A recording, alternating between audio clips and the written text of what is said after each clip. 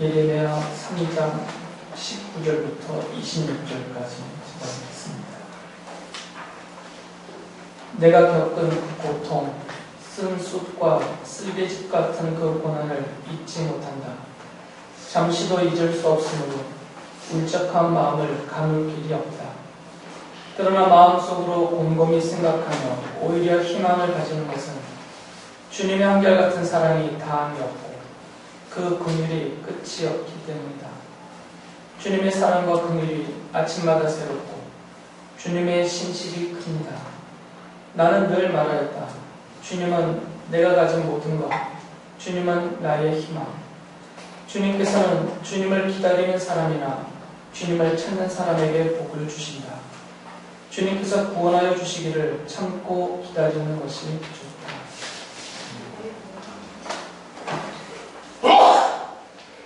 신앙 생활을 하다 보면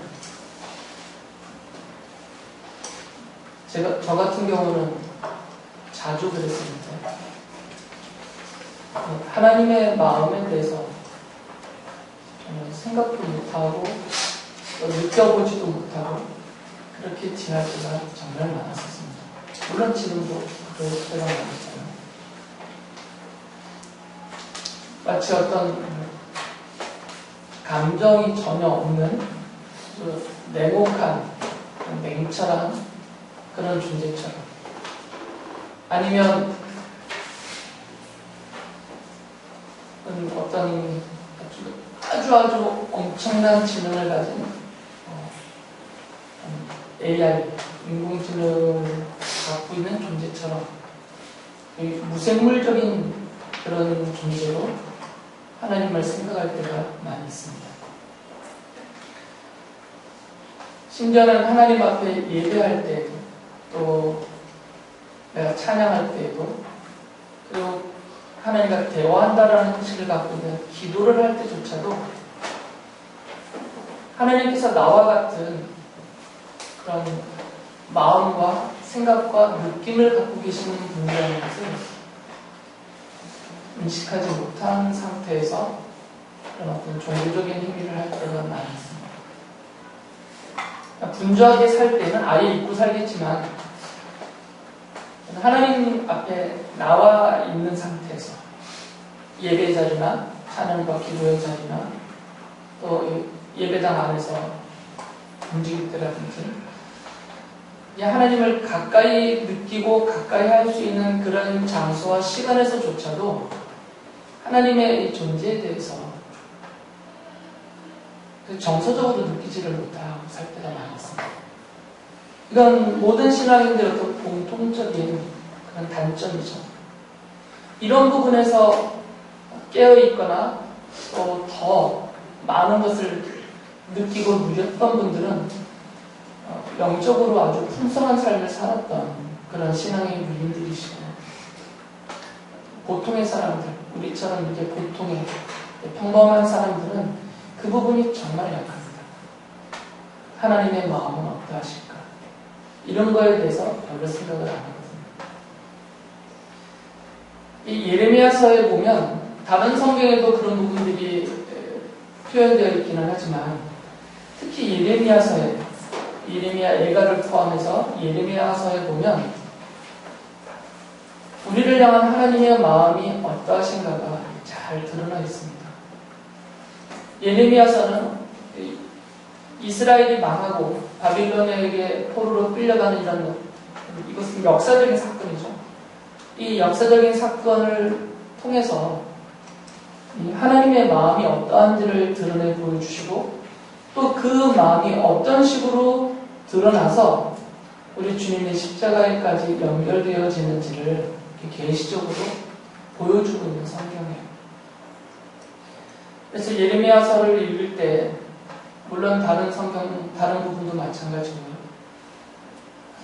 하나님의 마음을 생각하면서 느끼면서 그렇게 성경을 읽고 주님 앞에 믿음으로 살아가는 것이 우리에게 크게 유익이 있을 것입니다. 예레미야서를 보면 예레미야가 많이 울어요. 그래서 사람들이 예레미야 선지자에게 별명을 지어줬죠. 눈물의 선지자로. 정말 많이 옵니다. 그냥 오는 게 아니라 통곡을 하죠. 애통을 합니다. 그의 슬픔은 그가 지은 예레미야 애가라는 거예요. 애가는 사랑의 노래가 아니라 슬픔의 노래입니다. 애통하는 노래. 그가 지어서 부른 이 예레미야 애가를 보면 잘 나타나죠. 예레미야 애가 1장 16절이 이렇게 시작을 하죠. 이 일로 내가 오니 눈에서 눈물이 물처럼 흐른다. 내게 생기를 되돌려주고 위로하여 줄 리가 가까이 없다. 원수들이 우리를 이기니 나의 아들, 딸들이 처량하게 되었다. 지금 바빌로니아에게 망하여서 포로로 끌려가는 이 일을 지금 예레미야가 다 보고 있는 거죠. 그 현장에서 그것을 보고 있습니다. 그 모습을 보면서 예레미야가 그 눈에서 눈물이 흐르는데 그치지 않는다는 거죠. 얼마나 슬프겠어요.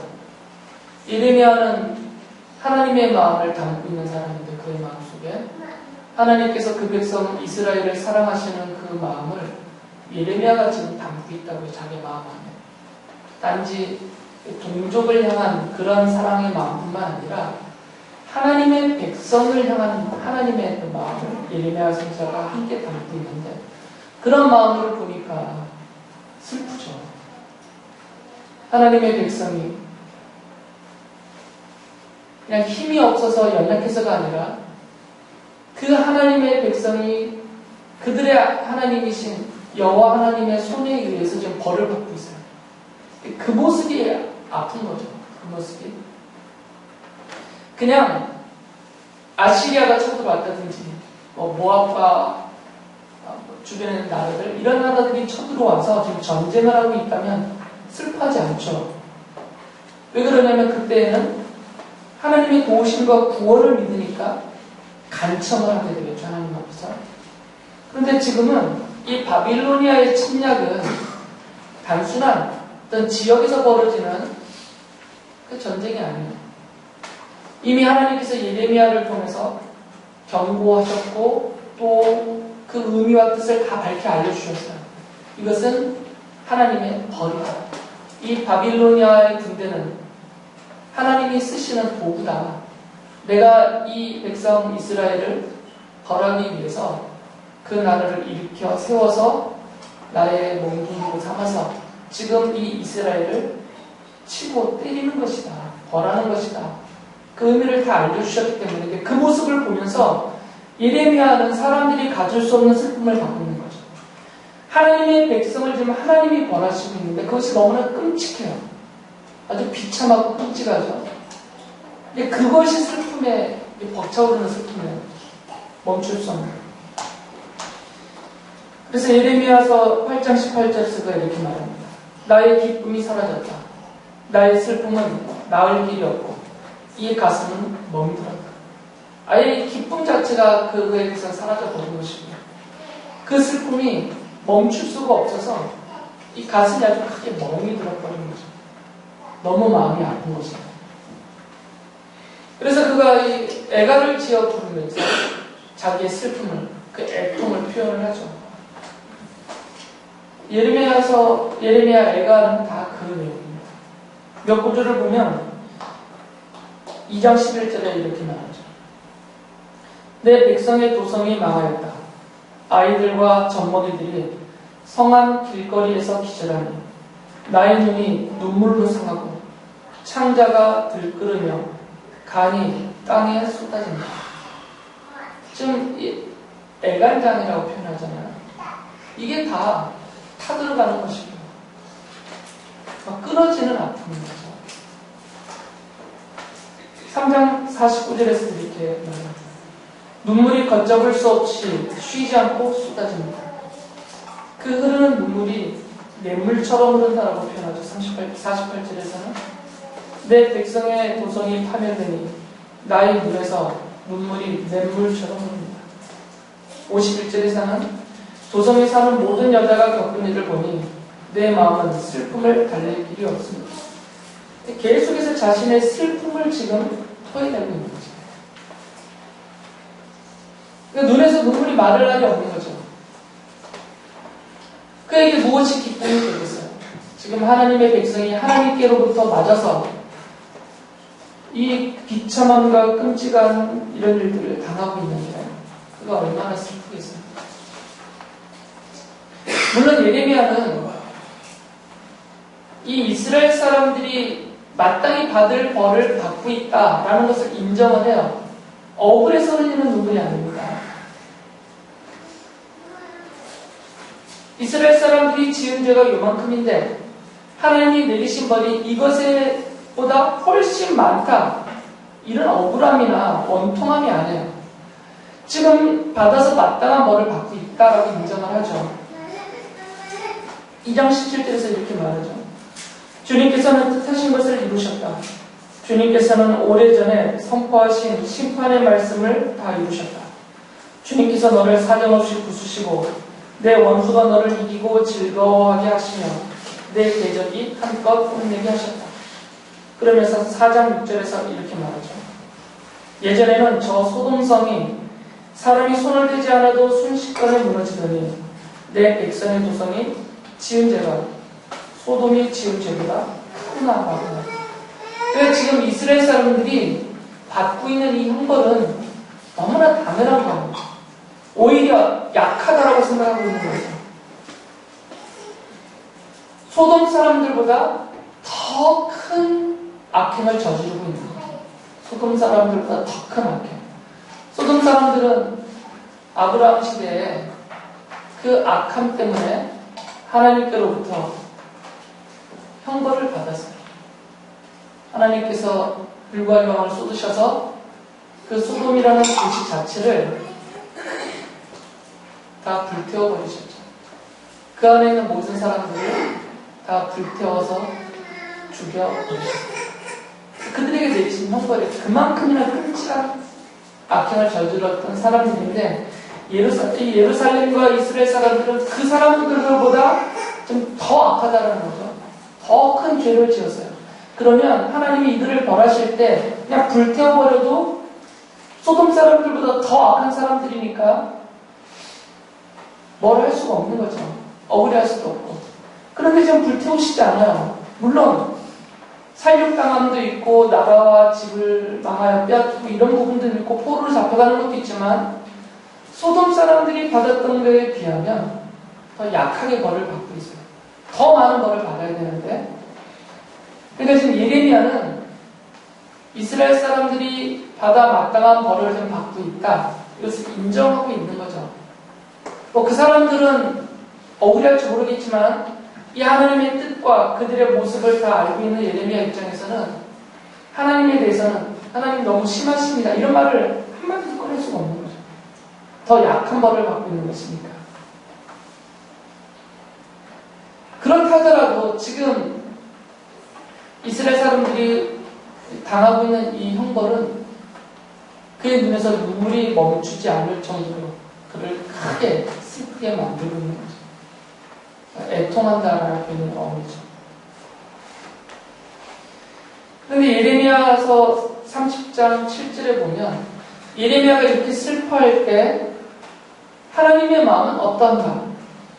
하나님은 통쾌하신다라든지 아무 감정도 없이 그냥 냉혹한 재판장처럼 너희들이 지은 죄에 대해서 내가 이렇게 벌하는 것이 마땅하다. 이거 가만히 계시는 것이 아니라 하나님의 마음이 어떠한지를 하나님이 직접 표현하세요.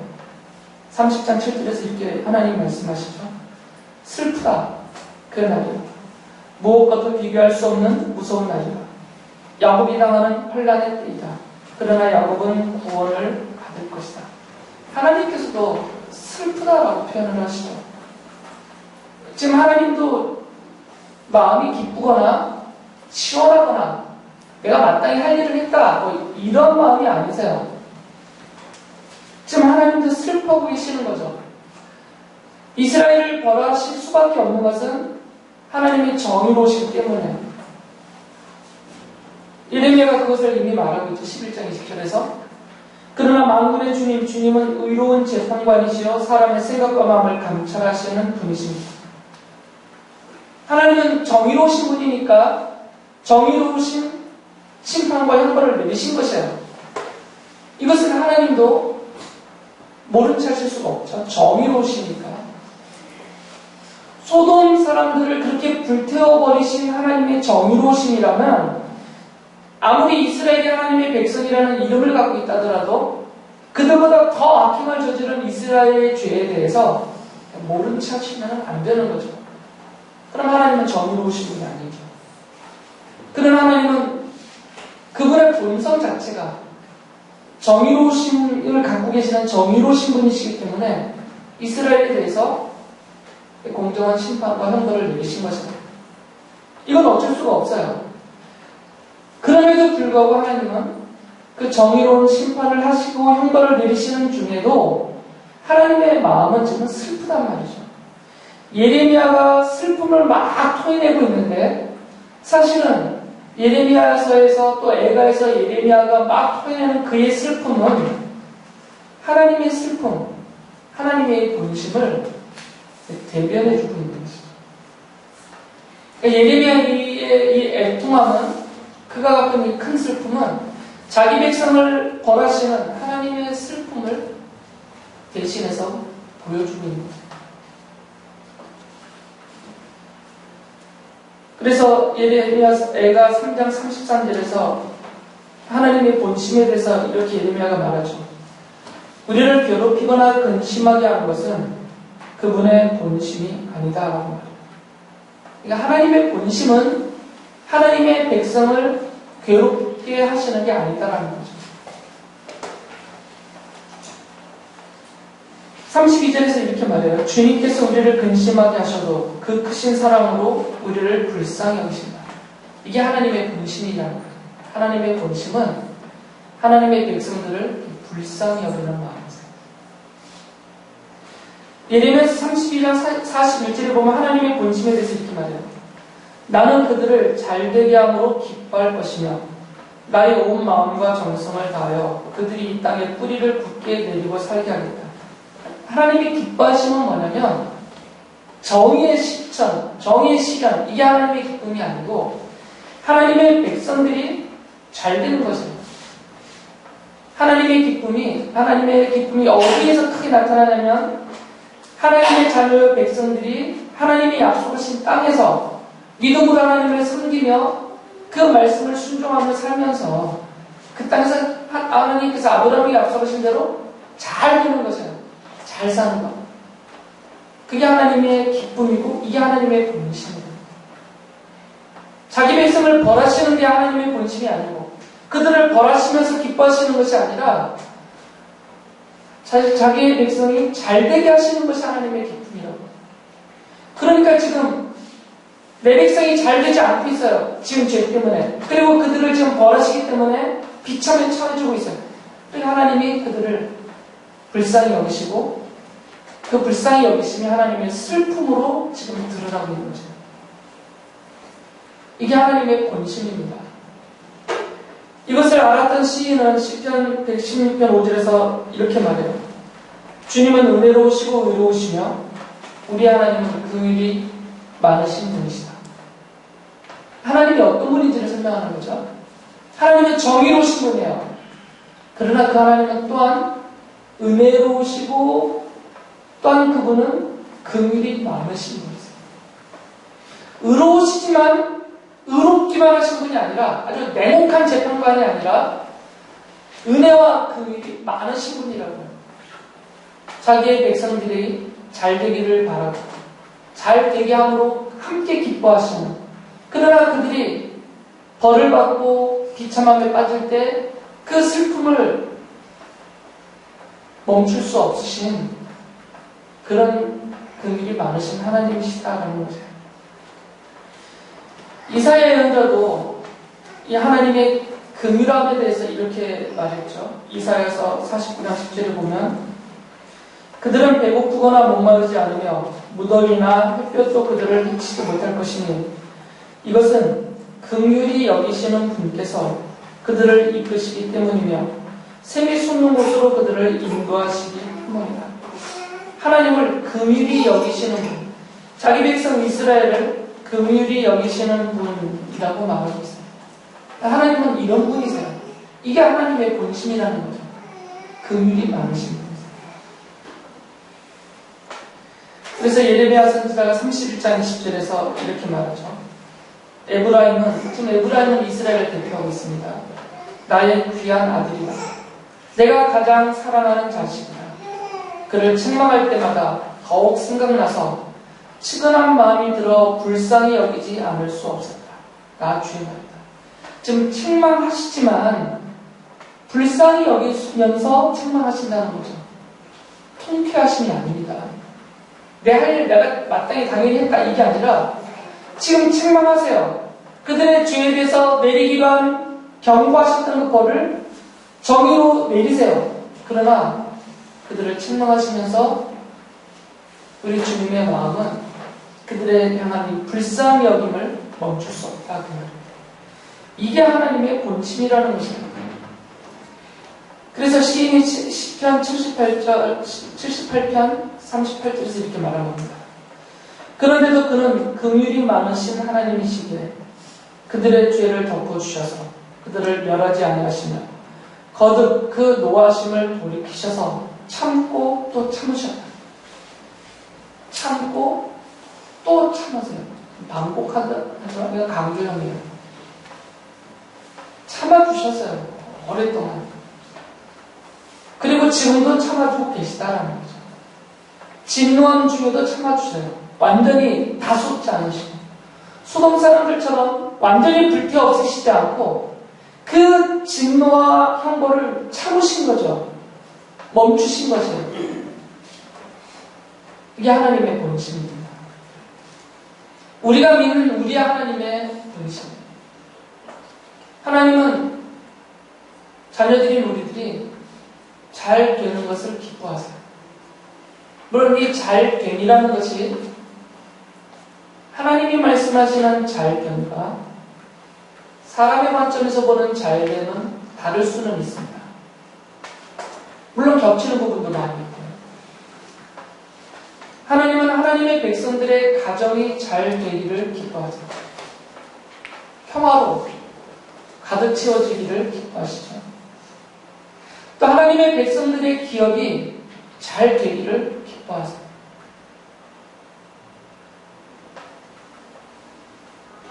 대재벌은 안 된다 하더라도 하나님의 자녀들이 세워서 이루어가는 그 기업이 직장과 사업장이 망하지 않고 자기의 수고의 열매를 풍성하게 빼앗기지 않고 거두어 들일 수 있는 상태, 이게 가장 잘된 상태잖아요. 이렇게 잘 되기를 바라세요. 여러분이 어떤 기업을 펼쳤든 간에 그 기업이 잘 되기를 바라시는 것이 하나님의 기쁨이고 잘 되게 하시는 것이 하나님의 본심이에요. 우리가 망하는 것을 좋아하시지 않아요.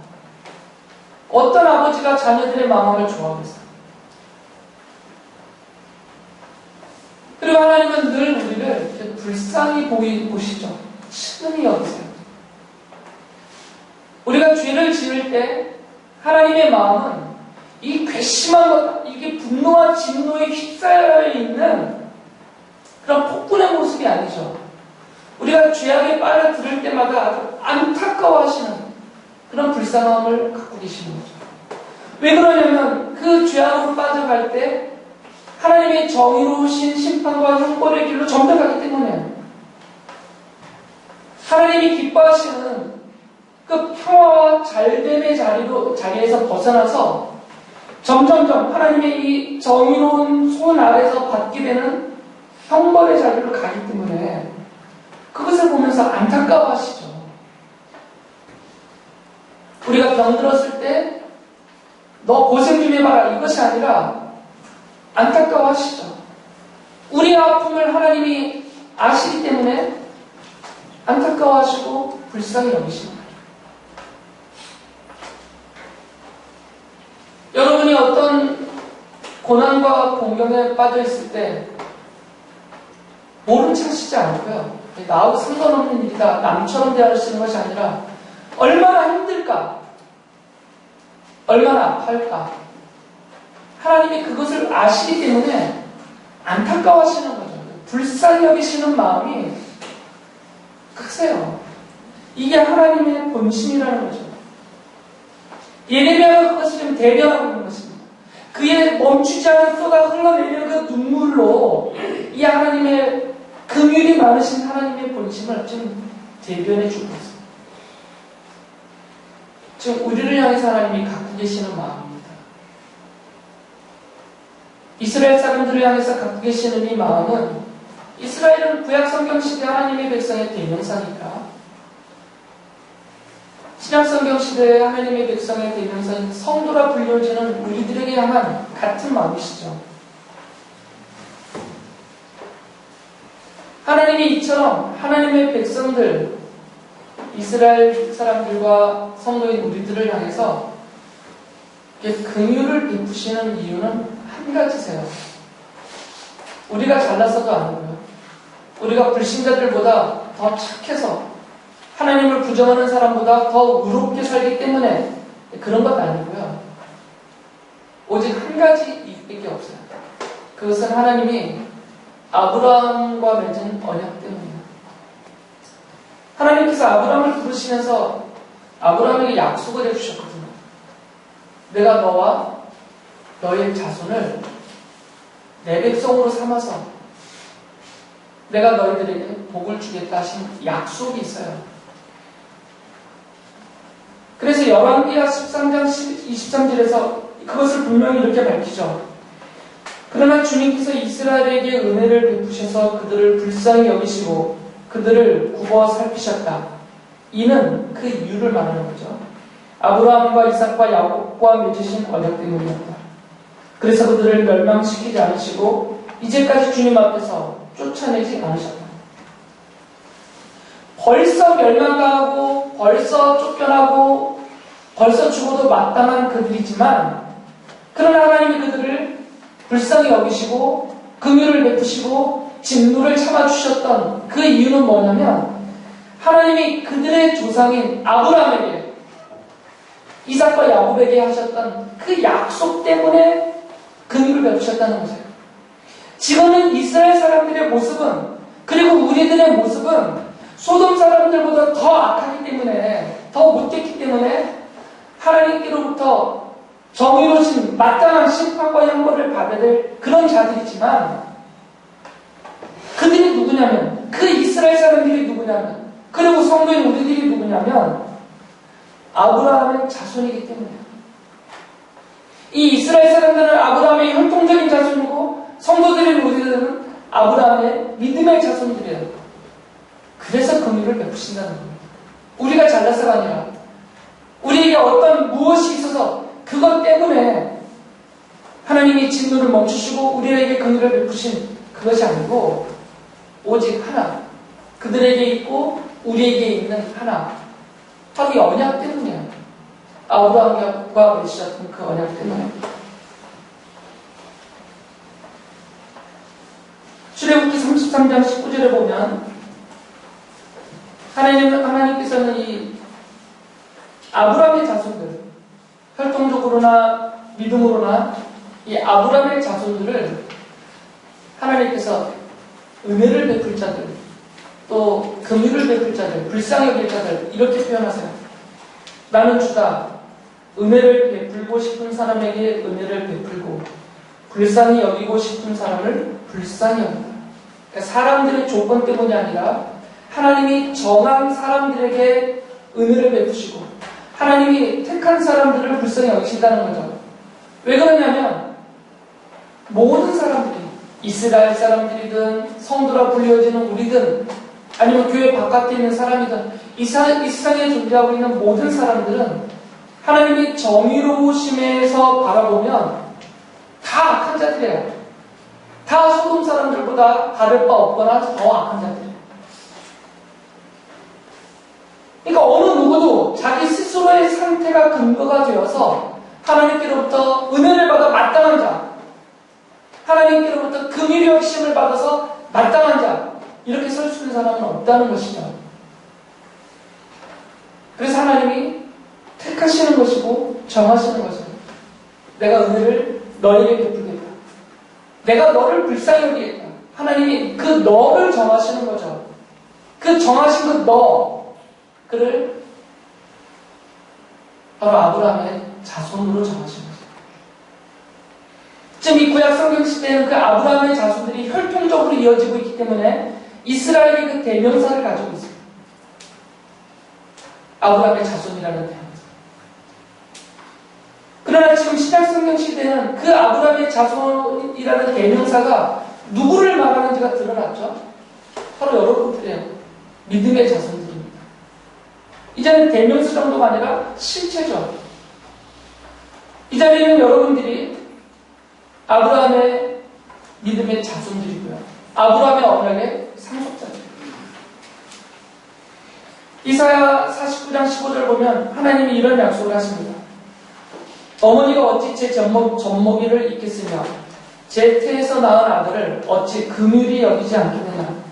비록 어머니가 자식을 잊는다 해도 나는 절대로 너를 잊지 않겠다. 이게 하나님의 약속이에요.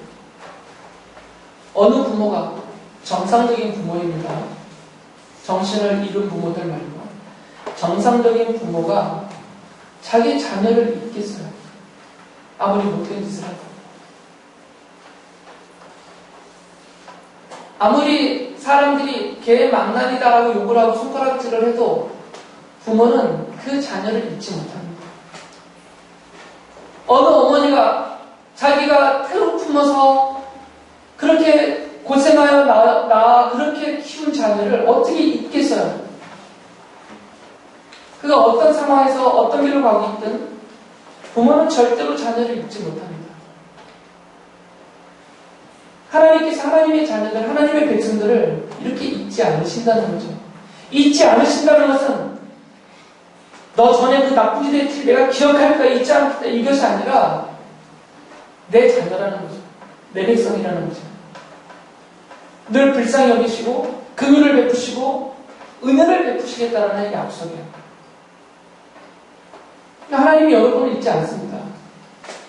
우리가 하나님을 잊을지 모르겠지만 우리가 하루 종일 하나님을 잊고 살지 모르겠지만 우리 인생의 거의 대부분을 하나님을 기억하지 못하고 살아가고 있겠지만 그러나 하나님은 단 한시도 우리를 잊지 않으세요.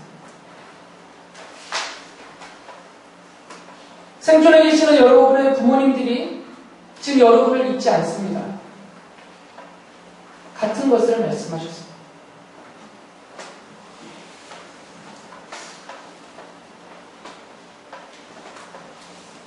이 하나님의 긍휼히 여기심이 히브리서의 기록자의 그 표현을 보면 예수님을 통해서 아주 분명하게 드러납니다. 이 긍휼히 여기시는 하나님. 그 하나님의 긍휼이 드러나죠. 히브리서 8장 12절을 보면 지금 예레미야서 31장 34절을 그대로 인용하면서 하는 말이거든요. 내가 그들의 불의함을 긍휼히 여기겠고 더 이상 그들의 죄를 기억하지 않겠다. 그러니까 긍휼히 여김의 최정점이 뭐냐면 용서예요.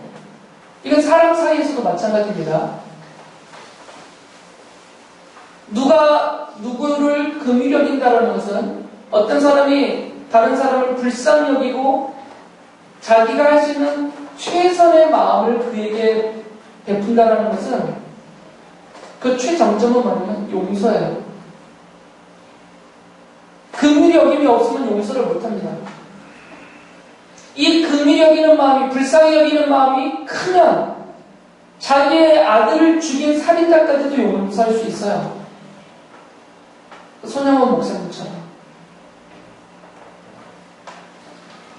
그러니까 이 용서라는 것은 긍휼히 여김의 열매예요. 이 긍휼이라는 것이 바깥으로 드러날 때 가장 아름답게 그리고 가장 뚜렷하게 드러나는 열매가 용서라는 것입니다. 하나님의 백성들, 자녀들인 우리들을 향해서 긍휼히 여기고 계시는데 그 하나님의 긍휼히 여기심이 가장 분명하게 드러난 것이 용서입니다. 바로 죄에 대한 용서예요. 그것이 바로 그리스도의 십자가입니다. 예수 그리스도의 십자가는 용서의 십자가죠. 하나님의 정의로우심과 하나님의 긍휼하심이 함께 나타나고 있는 것이 십자가예요. 본래 그 십자가에는 하나님의 정의로우신 심판을 받아서 우리가 못 박혀 죽어야 되는 우리의 사형들이죠. 그러나 하나님께서 우리를 긍휼히 여기시기 때문에 우리를 용서하셨어요. 그래서 우리를 대신해서 하나님의 아들 예수 그리스도가, 하나님이신 예수 그리스도가 친히 이 땅 인간으로 오셔서 우리를 대신해서 십자가에서 죽임을 당하신 거죠. 예수 그리스도의 십자가는 바로 용서의 십자가이고 긍휼의 십자가죠. 하나님의 긍휼히 여기심이 가장 분명하게, 가장 크게 드러난 것이 우리를 향해서. 로마서 4장 16절에서 사도 바울이 이렇게 말합니다. 이런 까닭에 이 약속은 믿음에 근거한 것입니다. 그것은 하나님께서 아브라함에게 이 약속을 은혜로 주셔서 이것을 그의 모든 후손에게도 곧 율법으로 사는 사람들에게만이 아니라, 이건 이스라엘 사람들입니다. 아브라함이 지닌 믿음으로 사는 사람들에게도, 이것은 우리들입니다, 보장하시려는 것입니다. 아브라함은 우리 모두의 조상입니다. 그러니까 우리는 믿음으로 아브라함의 자손이 되었기 때문에 그 믿음으로 된 아브라함의 자손으로서 하나님이 아브라함과 하신 약속을 상속받았다는 거죠. 그래서 갈라디아서 3장 29절에서 이렇게 말했어요. 여러분이 그리스도께 속한 사람이면 여러분은 아브라함의 후손이요 약속을 따라 정해진 상속자들입니다. 그래서 우리가 긍휼히 여기심을 받게 된 거죠. 그래서 우리가 믿음으로 아브라함의 자손이 되었기 때문에 하나님이 아브라함에게 하신 그 약속대로 우리에게 복을 주시고 우리를 긍휼히 여겨주시는 것이죠. 출애굽기 33장 19절에서 말한 하나님이 은혜를 베풀 자로서 너, 하나님이 긍휼히 여겨주실 자로서 너, 그게 아브라함의 자손인데 바로 그 약속이 우리에게 믿음으로 상속되어졌다 주는 거예요. 예레미야가 그 포로로 끌려가고 있는 그들을 보면서 애통하는 노래를 애가로 지었죠. 그런데 그 애통하는 중에도 예레미야에게는 희망이 있어요. 절망은 안 했습니다. 예레미야는 그 애통하고 슬퍼하는 중에서도 지금 희망을 갖고 있어요. 그걸 애가 속에서 드러내죠. 예레미야가 3장 21절 22절 보면 그러나 마음속으로 곰곰이 생각하며 오히려 희망을 가지는 것은 주님의 한결같은 사랑이 다함이 없고 그 긍휼이 끝이 없기 때문입니다. 곰곰이 생각해 보면 아직도 희망은 있다는 거죠. 주님의 사랑, 우리를 긍휼히 여겨주신다는 그 약속, 그 약속을 신실하게 지키시는 하나님이시기 때문에 우리에게 희망은 있다는 거죠. 그래서 24절에서 그는 아주 확신에 찬 이런 고백도 하죠. 주님은 내가 가진 모든 것, 주님은 나의 희망, 이렇게 말해요. 그러면서 23절에서 이렇게 찬양합니다. 주님의 사랑과 긍휼이 아침마다 새롭고 주님의 신실이 큽니다. 이 믿음과 이 확신과 이 희망이 있기 때문에 이런 찬양을 하고 있는 것입니다. 나라가 망해가는데, 살육을 당하고 있는데, 포로로 끌려가고 있는데, 그 절망적인 상황에서도 희망을 가지고 확신에 찬 믿음의 고백을 하면서 이렇게 찬양을 할 수 있는 것입니다. 이 예레미야가 쏟은 눈물은 자기 백성을 아끼고 사랑하시는 긍휼히 여기시는 하나님의 긍휼을 대변하고 있어요. 하나님은 기뻐하시지 않습니다. 하나님의 자녀들이 고난당하는 것 좋아하시지 않습니다. 하나님의 기쁨은 하나님의 자녀들의 잘됨에 있어요. 그래서 늘 진노 중에서도 참으시고 또 은혜와 사랑을 베푸세요. 불쌍히 여기시기 때문입니다. 예레미야서는 바로 이 하나님의 본심, 하나님의 긍휼히 여기심을 바벨론으로 포로로 끌려가는 이 역사적인 사건을 통해서 우리에게 계시하고 있는 것이고요. 그 계시한 하나님의 긍휼히 여기심이 예수 그리스도의 십자가에서 확실하게 그 실체로서 드러나 보여진 것이죠. 그러니까 그러니까 예레미야서는 복음이에요. 그래서 그리스도의 십자가에서 나타나고 있는 하나님의 긍휼히 여기심을 설명하고 계시적으로 보여주고 있기 때문이에요. 이것을 알았던 믿음의 사람들은 그래서 언제나 그들이 고난 중에 있든 아니면 평안을 누리고 있든 간에 늘 언제나 이 하나님의 긍휼히 여기심을 늘 바라면서 살았어요. 시인이 31편 9절에서 이렇게 주님 앞에 간청하죠. 주님, 나를 긍휼히 여겨주십시오. 나는 고통을 받고 있습니다. 울다 지쳐 내 눈이 시력조차 잃었습니다. 내 몸과 마음도 활력을 잃고 말았습니다. 지금 고난 중에 하나님의 긍휼히 여겨주심을 간청하고 있는 거죠. 40편 11절에서도 이렇게 말하죠. 하나님은 나의 주님이시니 주님의 긍휼하심을 나에게서 거두지 말아 주십시오. 주님은 한결같은 사랑과 미쁘심으로 언제나 나를 지켜주십시오. 언제나 자기 일생 동안 하나님의 긍휼히 여겨주심이 늘 자기에게 임하였기 때문에 그 긍휼히 여겨주심 가운데서 일생을 살아가기를 그가 소망하고 있는 것이에요. 그래서 예레미야가 포로로 끌려가고 있는 이스라엘 사람들에게 이렇게 권면합니다. 이 권면은 같은 하나님의 백성으로서 긍휼히 여기심을 받고 있는 우리들을 향한 권면이에요. 예레미야가 3장 26절 이렇게 말하죠. 주님께서 구원하여 주시기를 참고 기다리는 것이 좋다. 구원하실 것이니까 우리를 긍휼히 여기시고 불쌍히 여기시기 때문에 우리를 그 뜻을 이루셔서 반드시 구원하실 것이니까 참고 기다리는 것이 좋다. 왜 그러냐면 하나님에 대한 이런 믿음과 고백, 약속이 있기 때문에 25절에서 이렇게 말하죠. 주님께서는 주님을 기다리는 사람이나 주님을 찾는 사람에게 복을 주신다.